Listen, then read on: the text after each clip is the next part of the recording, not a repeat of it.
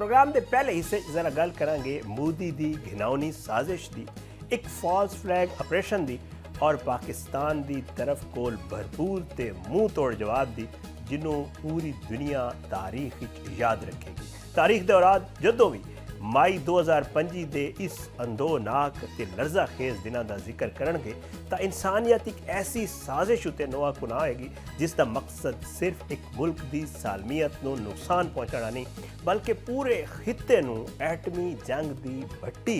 झोंकण की एक कोशिश। एक खौफनाक ड्रामा या फॉल्स फ्लैग ऑपरेशन वादी कश्मीर के हसीन ते जमील इलाके पहलगाम तो बाकायदा तौर पर शुरू किया गया, जिहदी एक मशकूक फायरिंग के वाक़े ने ना सिर्फ उत्थे बेगुनाह जाना का नुकसान होया बल्कि जिहड़े कोई अमन के बचियां कुचियां उम्मीदां सन उन्होंने भी राख कर दिता गया। हैरत अंगेज गल ये सी कि पहलगाम की मिट्टी तो बारूद की बू हाले खत्म नहीं हुई सी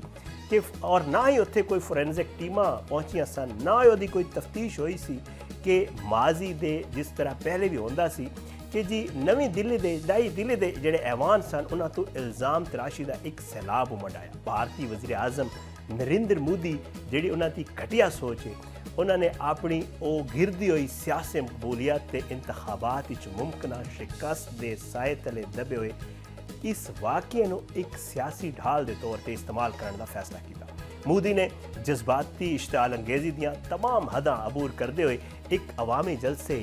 गिरज के ये कहने की कोशिश की थी कि हुण जिहड़ा पानी वो सर तो गुजर चुके हैं तो असी भी इसका जवाब तो हिसाब लवांगे और इहो जिहा लवांगे कि लोग याद रखणगे। ये बयान दरअसल वो खूनरेज मुहिम जुई का दिबाचा सी जिसकी मनसूबाबंदी भारतीय वार रूम विच पहले ही तैयार हो चुकी सी। मई सन 2026 की वो काली रात जनूबी एशिया की तारीख एक संगे मेल सी जदों भारतीय अस्करी क्यादत ने मोदी दे इश्ताल अंगेज पैगामात और उन्होंने बयानात को अमली जामा पहनाने लई एक ऑपरेशन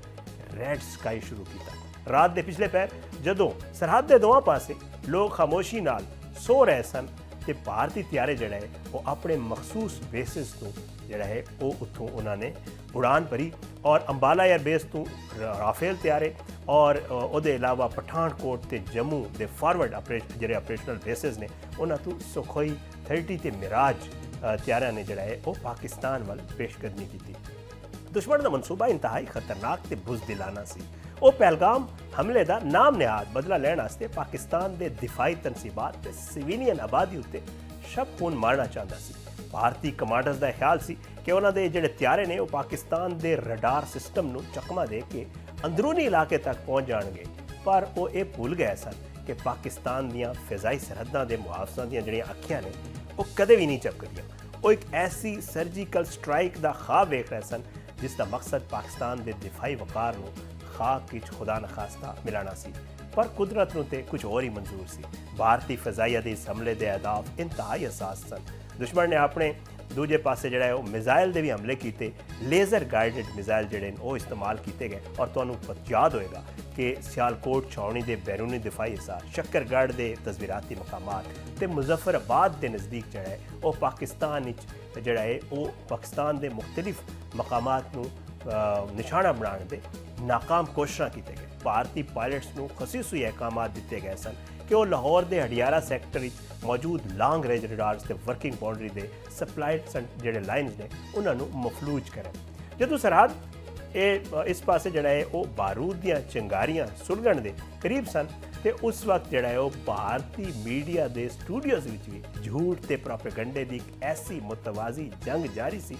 कि भारतीय न्यूज़ चैनल्स वो मनाजर दिखाना शुरू कर दिते जिन्हां दा हैसियत नाल कोई ताल्लुक नहीं सी। पूरी दुनिया ने वेख्या कि किस तरह रिपब्लिक भारत ते टाइम्स नाउ NDTV जो चैनल ने ब्रेकिंग न्यूज़ दे सुर्ख पट्टियां चला रहे सन और भारतीय फौज और दस रहे सन कि भारत की फौज जी है लाहौर के मुख्तलिफ मकामात दाखिल हो चुकी है और एंकर ये कह रहे सन कि लाहौर के नाल जिहड़ा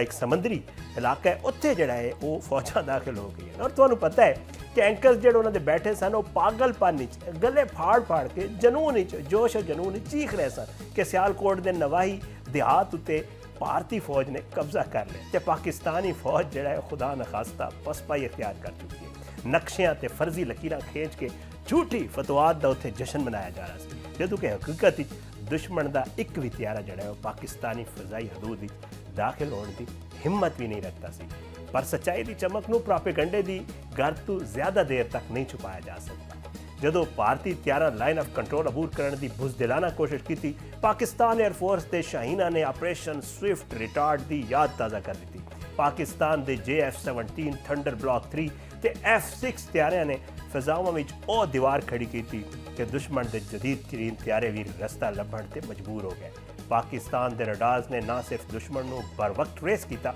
ਬਲਕਿ ਇਲੈਕਟ੍ਰੋਨਿਕ ਵਾਰਫੇਅਰ ਦੇ ਜ਼ਰੀਏ ਉਹਨਾਂ ਦੇ ਮਵਾਸਲਾਤੀ ਨਿਜ਼ਾਮ ਨੂੰ ਦਰਮ ਬਰਮ ਕਰ ਦਿੱਤਾ। ਜਦੋਂ ਕਿ ਦੁਸ਼ਮਣ ਨੇ ਮਿਜ਼ਾਈਲ ਦਾਗਣ ਦੀ ਜੁਰਤ ਕੀਤੀ ਤਾਂ ਪਾਕ ਫਜ਼ਾਈਆ ਨੇ ਉਹਨੂੰ ਸਿਰਫ ਦਿਫਾ ਤੱਕ ਮਹਿਦੂਦ ਰਹਿਣ ਦਿੱਤਾ, ਬਲਕਿ ਫਾਲ ਦਿਫਾ ਦੇ ਤਹਿਤ ਦੁਸ਼ਮਣ ਦੇ ਆਪਣੇ ਠਿਕਾਣਿਆਂ ਉੱਤੇ ਕਹਿਰ ਬਣ ਕੇ ਟੁੱਟ ਪੜੇ। ਪਾਕਿਸਤਾਨ ਨੇ ਦੁਸ਼ਮਣ ਦੇ ਨੌਸ਼ੇਰਾ ਸੈਕਟਰ ਵਿੱਚ ਵਾਕਿਆ ਬ੍ਰਿਗੇਡ ਹੈੱਡਕੁਆਰਟਰਸ ਪੁੰਛ ਦੇ ਨਜ਼ਦੀਕ ਭਾਰਤੀ ਆਰਮੀ ਦੀ ਸਪਲਾਈ ਲਾਈਨਸ ਤੇ ਰਾਜੌਰੀ ਸੈਕਟਰ ਵਿੱਚ ਜਿਹੜਾ ਹੈ ਦੁਸ਼ਮਣ ਦੇ ਹਸਾਸ ਕਮਿਊਨੀਕੇਸ਼ਨ ਟਾਵਰਸ ਨੂੰ ਇੰਤਹਾਈ ਦਰੁਸਤੀ ਤੇ ਐਕੂਰੇਸੀ ਨਾਲ ਨਿਸ਼ਾਨਾ ਬਣਾ ਕੇ ਉਹਨਾਂ ਨੂੰ ਮਫਲੂਜ ਕਰ ਦਿੱਤਾ।